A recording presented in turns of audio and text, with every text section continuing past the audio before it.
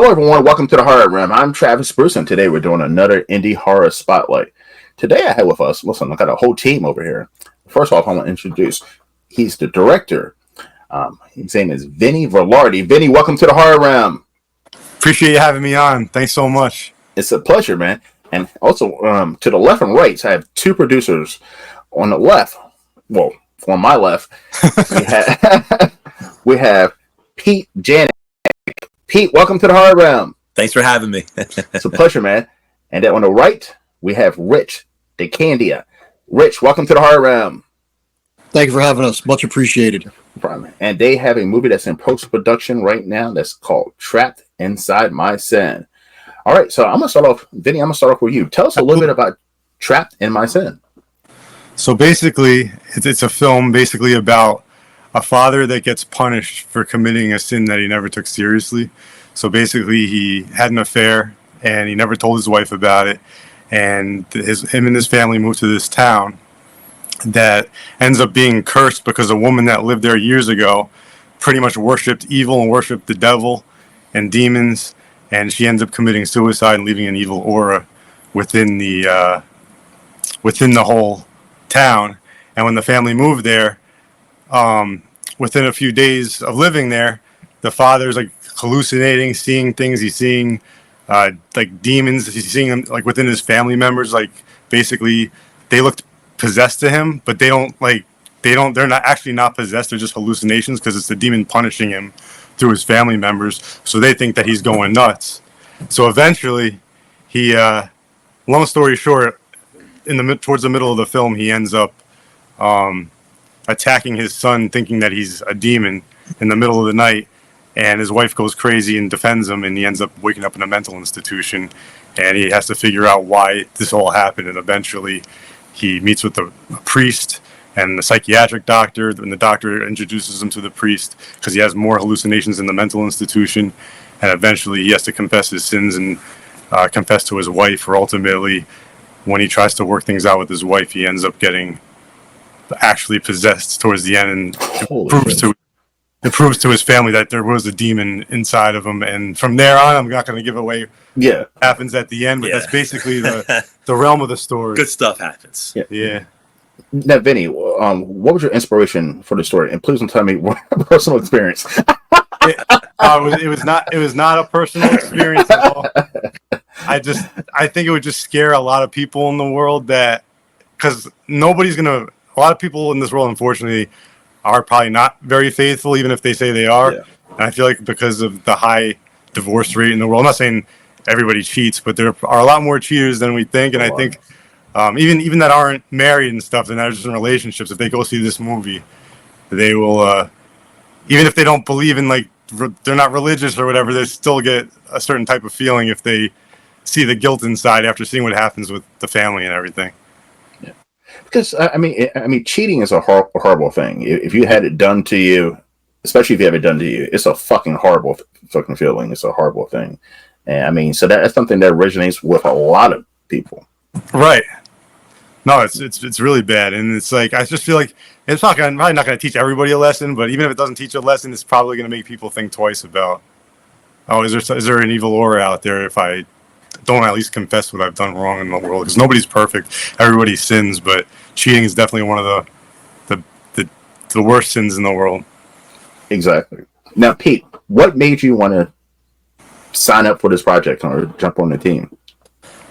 Honestly, I love horror movies. I just love horrors. I love the angle of the movie. It's such a common sin that everyone commits, or not everyone, hopefully not everyone, but yeah, that, you everybody sins, but not that kind of sin. Yeah, no. And we kind of take something, that's a common act in life, and we make it into a very big deal, and some of the things that happen in the movie, some gory stuff, we make people think twice about doing it. But it was just such a creative, out of box thinking, and I think this film is gonna be a hit. I think people are gonna like it. They're gonna resonate with it. it's very low budget, but I think it definitely looks higher budget than it really is, and the story is really good, and there's definitely some good jump scares in it, and a lot of suspense build-ups, and then a good overall storyline. Just when he's having the dialogue with the priests and the doctors, and even with his own wife and everything, I feel like there's a good balance of drama, thriller, and horror. Now I'm gonna ask Rich question. Rich, was there any point when during production wise were you like, Vinny, whoa, you went a little too far there? No, not at all. It's pretty extreme with these guys. I mean, this is almost PG compared to what they're used to. Yeah, we pushed the buttons. We were like, well, let's just go a little further, you know? Yeah. So Vinny had his vision. He laid it out for both Pete and myself. And basically, Pete and I, we took on the task to make sure what Vinny had envisioned that we brought to light, and we pushed our actors to really get to that point. We wanted every scene to be as perfect as possible. We didn't care if it took 6 shots, 7 shots. We wanted that push to make sure it was that extreme. We wanted that gore, we wanted that shot, and we weren't going to settle until we knew we had it. Yeah, we wanted to be unique. Yeah, That's what we wanted to be. Yep, we want to try and set ourselves apart from what everyone else is doing in the films. You know, we want to have that sense of originality, and I wanted to make sure that, you know, Vinny entrusted in both Pete and myself to do that for him. So that's where I came in, and I really wanted to be that inspiration toward the actors, Right. to really push them to do their best. And the actors actually did a phenomenal job.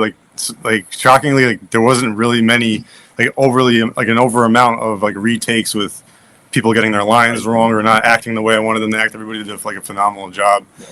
Brian Pollock was our lead actor. He played the father, and Marilyn Rodriguez played the wife. So just a shout out to them because they did a phenomenal job with the leads.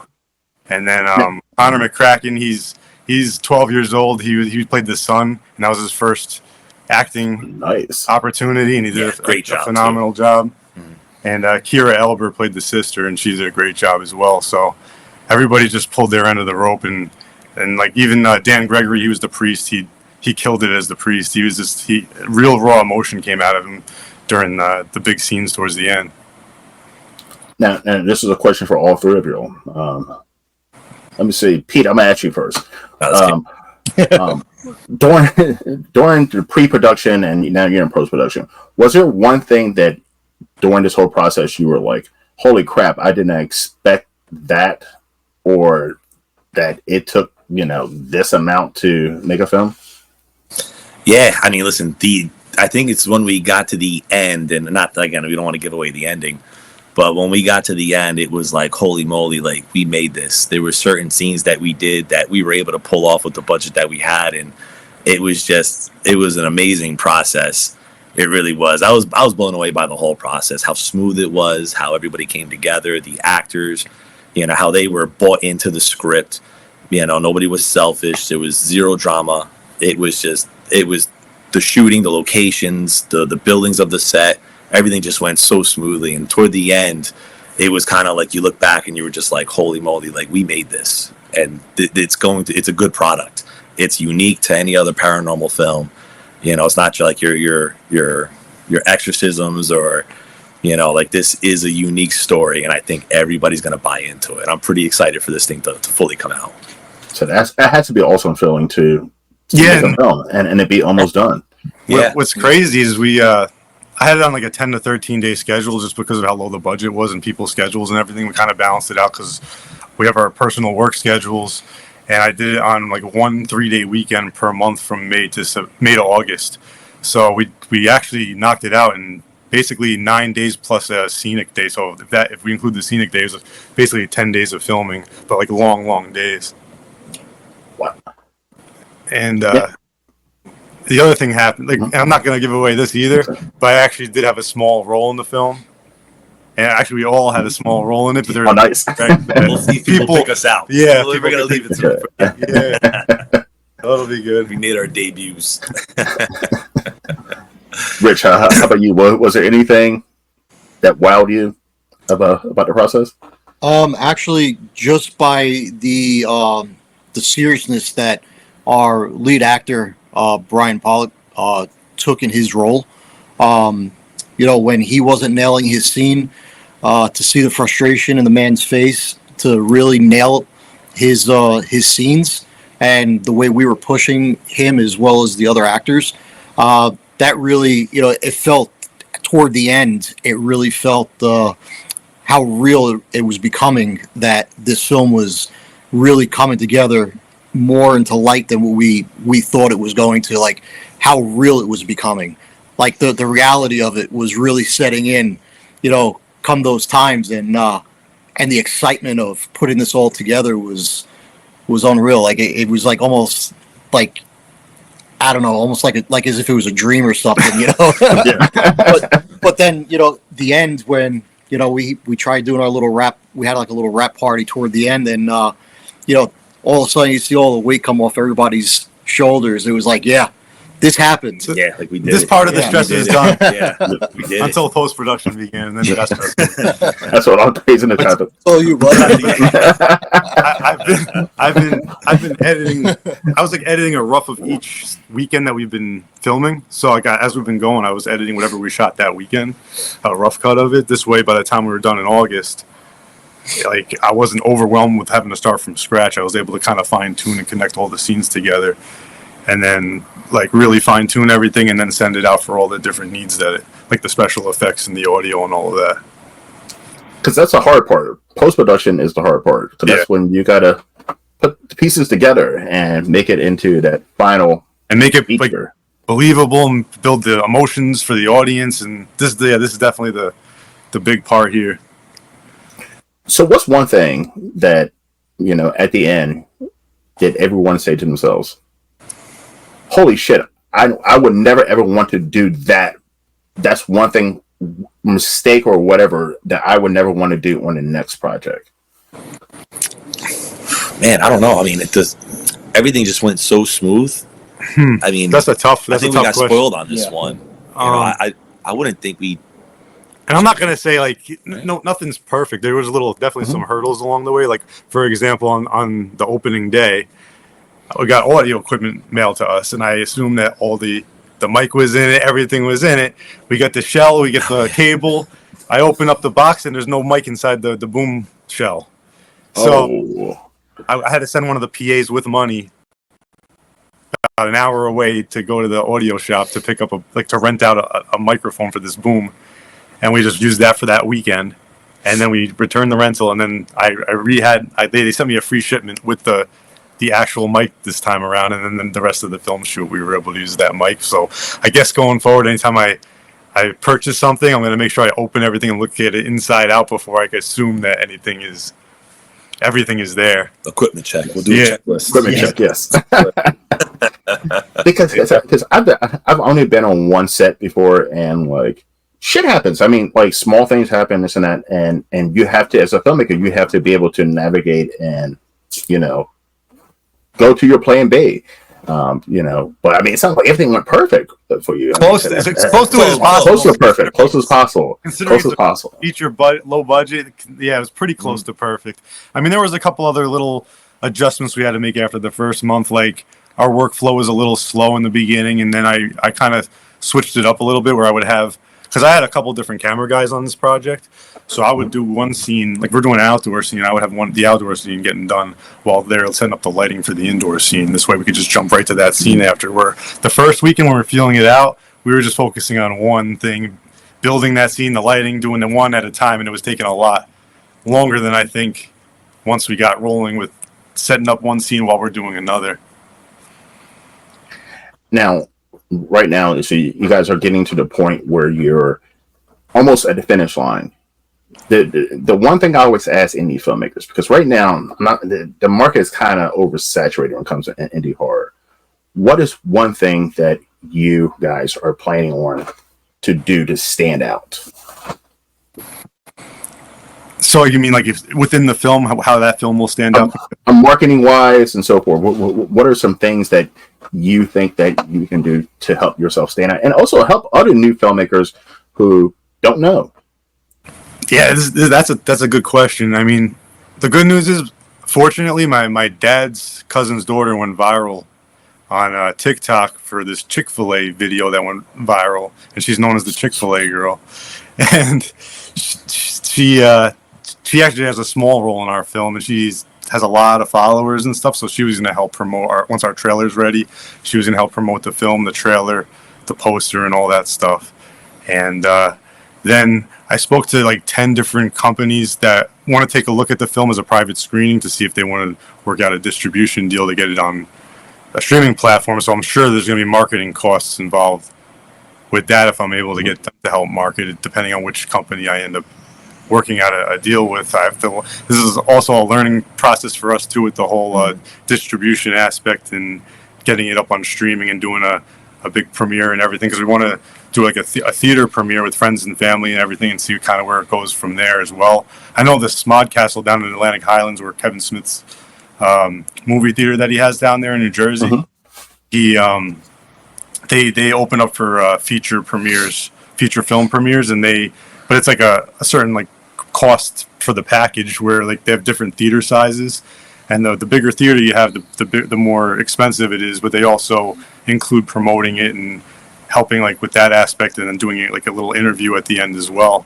So try and do different things to just get us noticed, and I feel like being able to come on like podcasts or interviews like this would help a little bit as well. But this is definitely a learning experience from the marketing perspective. Definitely a big learning experience for us. And obviously we're going to post to social media as well, just like showing our poster and when the trailer comes out and everything. Love it. Listen, if you guys do it in Jersey, let me know. I'll be there for. I appreciate that. That would be awesome. I'll love to cover it. I'll love to cover it. And you're more than Consider yourself welcome, invited. Yeah, You're absolutely. in. You're in. Damn. The plan right now, and it also depends on how what kind of deal we get with distribution and stuff. But the goal would be to release it like right to kick off the fall season next year in September. But if they decide, we wanted to come out earlier or something, then like July or whatever, it could be somewhere between midsummer and early fall of next year is what I'm thinking. And then the whole like winter and spring, we would promote it with the trailer to get as much promotion as possible before it actually releases. Awesome. All right, so listen, I'm gonna do something random and fun that I like to do every once in a while. So this is a horror channel. I'm gonna ask you guys 3 random horror questions. This is your personal opinion. Okay. Let's get crazy. All right. Pete, I'm gonna start off with you. I'm gonna ask you all 3 the same question. All right. What is one horror movie that everybody loves that you feel is overrated? Overrated. Oh man, that is a good question. I might not have an answer on that. Holy moly. I mean, the remakes of originals like Halloween, Friday the 13th. I just feel like sometimes you just don't make sequels off of that. I mean, in the original Friday the 13th, Jason wasn't even in the damn movie. You know, Correct. it was good as it is. And then same thing with Halloween. You know, Halloween was good on its own. You didn't need to make a sequel to that. I 100% agree. Sometimes you just have to leave things alone. You know, so I would think sequels to those would be my answer, if that's a good one. That's a good one. That's a good one. No, this is tough. Vinny. This is gonna sound bad, but I think, like, don't get me wrong, I because it obviously started off all the slasher aspects of things, but I think like Friday the 13th, maybe not so much the original, but once they kept going and going, I felt like it got overblown, and it was just like the acting got silly, and like the way the kills were happening were so predictable, and it just wasn't scary. It was more cool to watch, and like if you're a big slasher fan, it's fun to watch the different types of kills, but I wasn't scared after watching it. But when I watch Halloween, that's no matter the original Halloween, that no matter what, that's a classic. That's not That's my favorite. and there's suspense to it, even though you don't see as much gore. The way the kills happen and the way the music, Suspense. the score, Yeah. the film score. The Exorcist was another classic that I really liked, but like those like the Jason kind of movies, that's when I feel like I do like, although I like Freddy Krueger is kind of similar to Jason, but I do like that was a little bit creepier. I like Freddy. And so I kind of liked Freddy Krueger. Maybe Child's Play was a little overrated too. That was a little too like. Child's Play? I love Child's Play. Did you? Yeah, I did. But the first two. Okay. It started to get dumb afterwards. Yeah. If I had to pick, I would just say Jason, I guess. Jason, okay. Yeah. And Rich. Well, this kind of opens up a Pandora's box for me, I guess. I'm in agreement with the whole Jason thing. You know, with all the remakes, the Halloweens, the Michael Myers. The one thing that I can really say that I dislike in the horror industry right now with the films, man, people are gonna not like this. Like the Winnie Pooh Blood and Honey. Oh, that's horrible. Yes. Yeah, I don't. Horrible. I didn't even think about the those. sequel That movie was was even We're worse. talking about that. Yeah, So- that's even worse than what I described So before. I watched that film and I want to like it. It makes I you wanna wonder, like how did it because- go that big? Is it all because of the market? Is that what it was? The marketing? It was because that's an indie horror movie, and I went to see it. They did like a Phantom event for that, and it was like fucking $24 to go see that movie in the theater. And I was like, okay, I'm supporting indie. It was just so bad because, like, yes, you think yourself is Winnie the Pooh and Winnie the Pooh characters, but they don't have any elements of Winnie the Pooh or the character. It's just a bunch of rednecks with Yeah. Halloween costumes. When the acting was horrible, the kills Again with were the bad. acting, yeah, the acting was. Yeah, it was CGI horrible. The acting was absolute shit. Let's just go there. Horrible. It Shit, was yes. absolute shit. And- I mean, my 8-year-old daughter, who had a small role in Trapped Inside My Sin with us, had way better acting ability, which she's never done before, than the whole crew. Actually, I can't even say the whole crew in Winnie the Pooh, Blood and Honey. In the original, Christopher Robin, I think he had the best acting out of everybody in that whole. 100%. And that's sad to say. Yeah. Yeah. Then when they came out with the second one, I mean, they lost us. They It was lost honestly like the this- whole storyline. The and- speaking villain, like the speaking. Yeah. Yeah, Winnie the right. Pooh the one. costumes were different. You know, the whole characters were not like Pooh wasn't the same as he was in the original. It just, you know, and that goes to like say what we're trying to do. We're trying to have this sense of originality. We want to be as original with our storylines and our movies as possible. We don't want to have takeoffs from what anybody else is doing, you know, and we see that happening a lot. And I mean, this is a weekly thing for the three of us. We get together, we watch on the weekends. We try to watch as many horror films as we could get in, from like stupid horror to Terrifier. like Yeah. no, that's not, that's not on the stupid horror. That's on the oh shit horror line.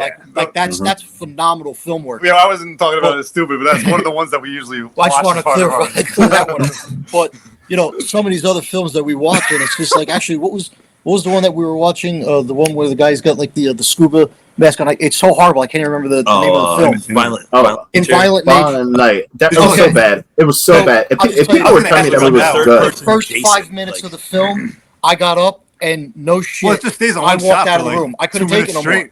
It was so bad. The and story was everybody going nowhere. kept saying that movie. Everybody kept saying the movie was so good, and I was like, "Oh, let me go see it." And I'm like, "Oh my goodness!" I don't. Don't. By the way, I love indie. Walking I love indie horror filmmakers. Right? I Yeah. love you guys, but like when it comes to horror movies, sometimes I don't trust you guys' judgment because shit. Every indie, and I don't know if every indie horror filmmaker was saying that movie was good because they don't want to badmouth another indie horror filmmaker or something. Every indie horror filmmaker was saying that movie was great, and I saw that, and I'm like, well, what were they watching? Like, Yes. it Where? can't be the same movie. But, Where? but to not. But not to bash them too much. I mean, I will give them the credit for that originality of It's original, yes. going from behind the villain and taking that risk. And some of those kills are very, very creative that I feel like a lot of people might not be able to pull off some of the kills in that film. But overall, I do think there were some like glaring flaws that happen within the edits of the film. Like there's some jump cuts and stuff from the same angle and long. Like you could just lay a long clip on the timeline and some of those edits and stuff that I was just very. The editing was basic, but the filming looked more complex with the way they shot it.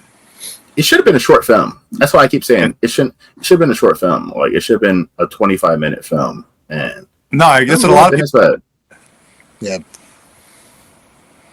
But Terrifier, I knew you guys are from We Jersey. like so the it's- we love the it's- Terrifier. Love it. I do not like the Terrifier series. I just saw the third one. By the way, I enjoyed the second one. I enjoyed the second one, and so I was excited, kind of, because I hated the first one. I don't like the first one at all.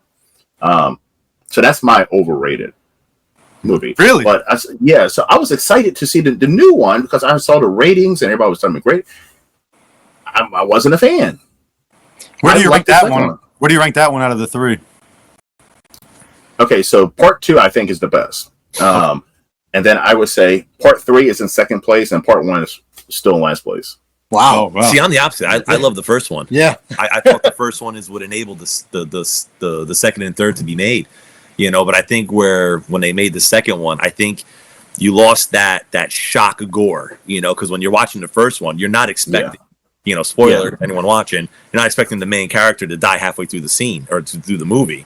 And the gore that they did, it just was unexpected. So now when you're going into Terrifier 2, you're going in already expecting to see that versus, like I said, the first one, you're not expecting that, True. And then we didn't see the third one yet, but I'm assuming the third one is just an elevation of the second one. Although I'm a big Terrifier fan. Well, if you like the first one, you're going to love the third one because the third one to me feels more like the first one than it did the second one. Really? Yeah, it feels like it's less story and it's more suspense and boom, boom, boom, killing. Just brutal killing, boom, boom, boom, boom. But yeah, we didn't see that second one to see. All right, we got to make it a point to go see this movie. Yeah, we didn't see the third one yet. Oh, but listen, I'm telling you what right now. There's some fucking brutal kills in that movie. Some shit that you've never seen before. I mean, it's fucking brutal. Is it worse than the other two with brutalness? Oh yes, it's fucking brutal. Oh, it is. This movie might be the most brutal movie I've ever seen. It's fucking brutal, but there's no story. Absolutely no story, and the acting just drops down. Like the acting is terrible. So we don't find out what happens with the girl and everything. Like you don't find nothing. Listen, it just added more piece to the story, and they don't answer the stories from the stuff before. Yeah, and that's what frustrates me. I'm like, okay, I get it. You want to milk this series out, but like you got to give us something. You know what I mean? Something. You can't just keep adding more stuff onto the lore, but don't answer the ones from the previous movie. That's what bothers me about that series. No, I agree with that part of it because there's a lack of story in that series. That's more just like about them trying to showcase how gory they can make it. Yeah, it's a practical effect gore fest. Which I mean, if you like that, that's fun. But like the other thing is too, 2.5 hours long. No horror movie should be 2.5 hours long. And all three of the movies are that long, and it's just overkill. Runtime. Yeah, you can lose the crowd at that point. That's crazy how they finished filming in April and it just came out in October. How fast they turned around their post production. I know, but yeah, I mean, listen, if you're a fan of the first one, you're gonna love this one.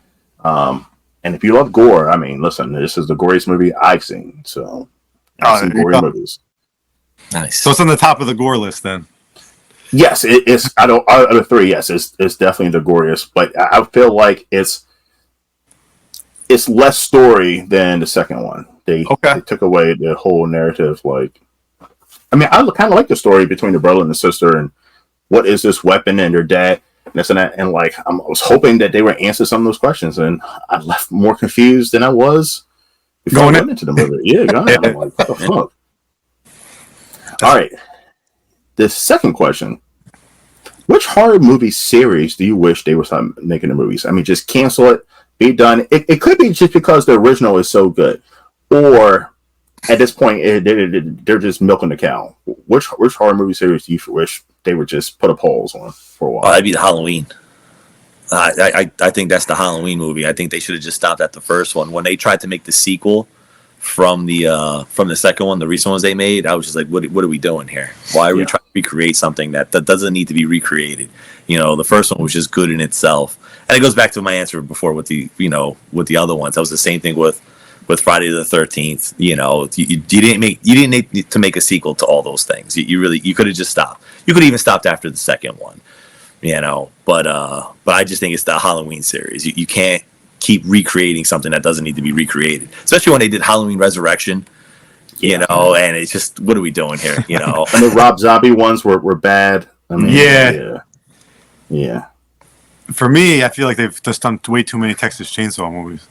I agree. That's the guy on the wall. Yep, I agree. It's way too many. Recreate something, Those originals were classics, and even like when they did it in like the early 2000s was pretty cool, but then when they keep doing more different style Texas Chainsaws, it's like, all right, now it's overdone. Yeah. And there was one on Netflix a couple years ago, and that was horrible. Yeah. I was like, all right, no more Texas Chainsaws. Yeah. How about you, Rich? So I'm in agreement with these guys as well, but I want to add in Friday the 13th. So all the different Friday the 13th that were made, all these like indie reboots that they keep coming out with on the internet. Granted, there was a couple of them that we watched that were actually really well put together. What was the one? It was it was Camp called Crystal Camp Lake? Crystal Lake. Was that the name of that one? No, the That- one on YouTube. Yeah. I think that's Never Hike in the Woods. Oh. Never I Hike think in the that was Woods. That one. So that one I was thought that one was pretty yeah. good. It was out of all the reboots that they did of Friday the 13th. That was a really well put together film. But yeah, I mean, again, it goes back to what I stated before about originality. You know, there's no original story on it. It's like they try to take something that should have died a long time ago, and they keep trying to, you know, bleed that thing, you know, till there's anything left, and there's nothing. There was nothing left back in, you know, the 80s when Friday the 13th was at its peak.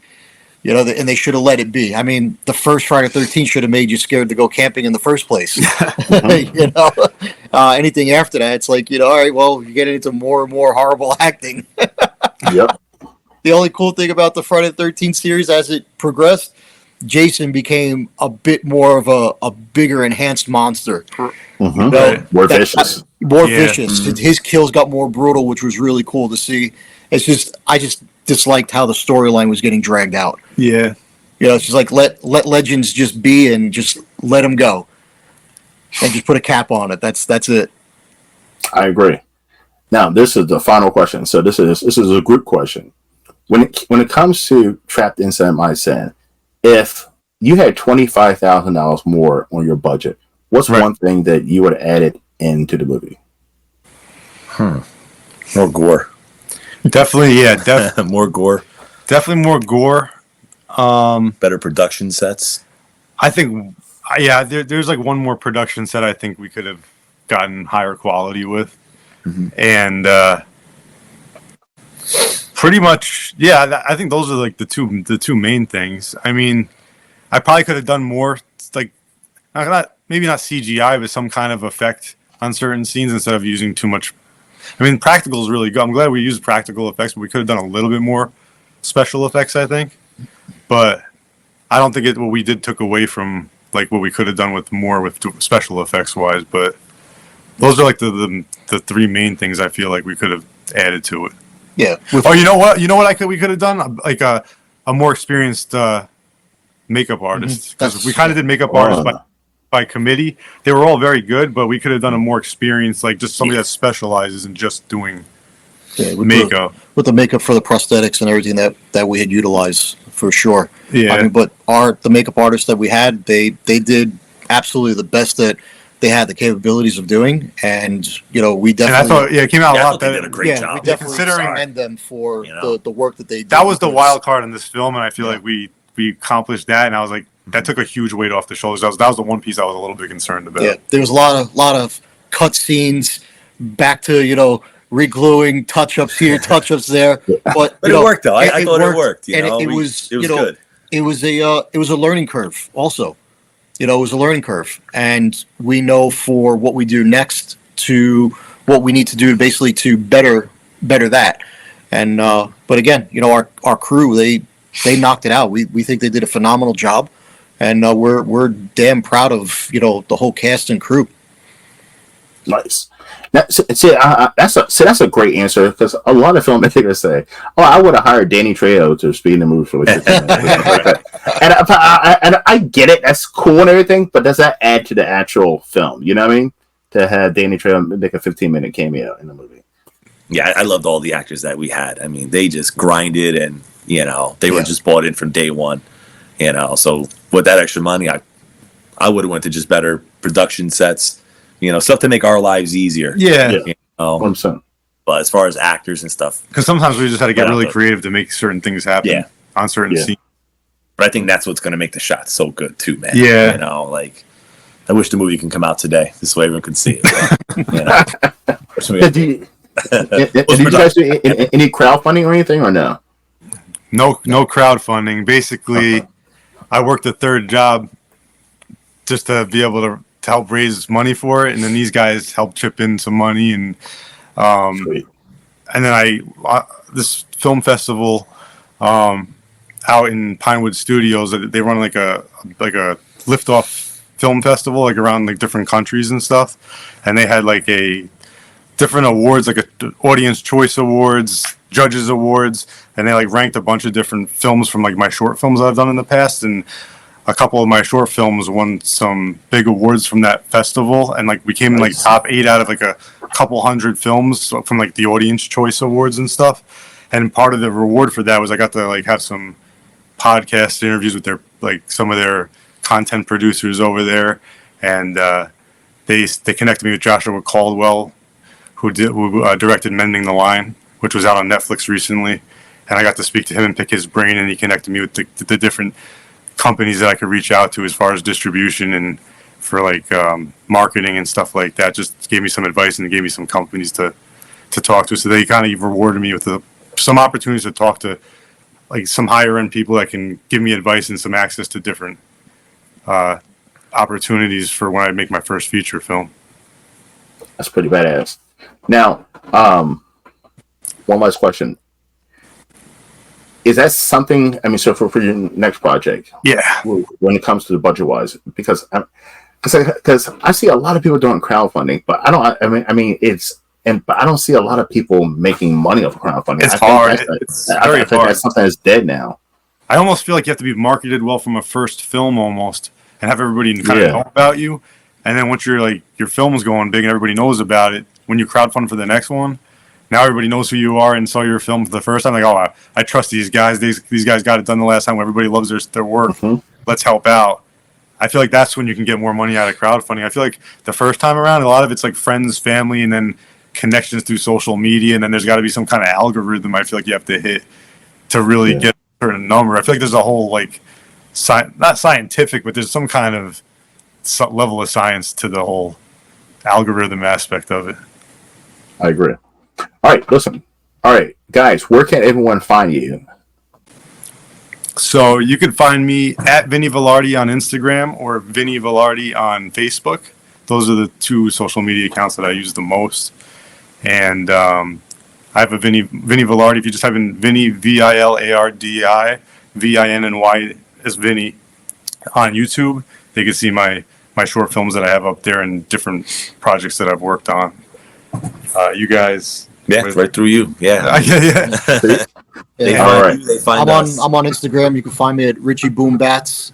That's RICHIE BOOMBATZ on Instagram. Awesome. Listen, by the way, down in the description box, everyone, the link to Vinny's YouTube channel is down there. So definitely make sure to check out some of the short films, like, subscribe, share, all that good stuff. Listen, guys, it's been a blast to have you on. This is fun. Yeah, Yeah, appreciate for you sure. having us, man. Thank you. I also want to shout out my cousin Keith Catugno he does phenomenal music score work and does music soundtracks. So anybody that wants to reach out to him or reach out to me first, and then I can connect you with him. He does phenomenal work. He has his own music studio, and then Dan Morales helped shoot on the film. He did a phenomenal job as one of our cinematographers, and Ryan Hearn CR as well. He did a phenomenal job, went above and beyond to like do a lot of great film work for us. And Chris Ritchie and Chris Beretta were both our drone operators, and they did a phenomenal job with their drone work. And yeah, I just wanted to give them a shout out for the phenomenal work that they did as well. And Brian Menzel, our audio, our boom mic guy, he killed it on set. And Eli Perez was phenomenal with the lighting. He was our gaffer, and he did a phenomenal job. And I keep coming up with more and more names, but Brianna Victoria, she was our AD. She killed it as our AD on Yeah, set. she was amazing. She was amazing. Absolutely amazing. But yeah, and then Gil Mateo, he was our art director and came up with the storyboards and our film poster. I could actually email you our final film poster that just came out this I'd past love to. weekend. Yes. So I'll email that to you. This way you can Yes. feel free to post it or wherever you'd like. I love that. Listen, Right behind you. I love this team. This is a great group. Listen, everybody, please follow them and look out for Trapped in Semi-Sin. Thank you. All right, everyone. Well, thank you for coming to the Horror Room. I'm Travis Bruce. That's Vinny, Pete, Rich. We'll see you next time. Take care. Thanks, buddy. Thank you. Travis.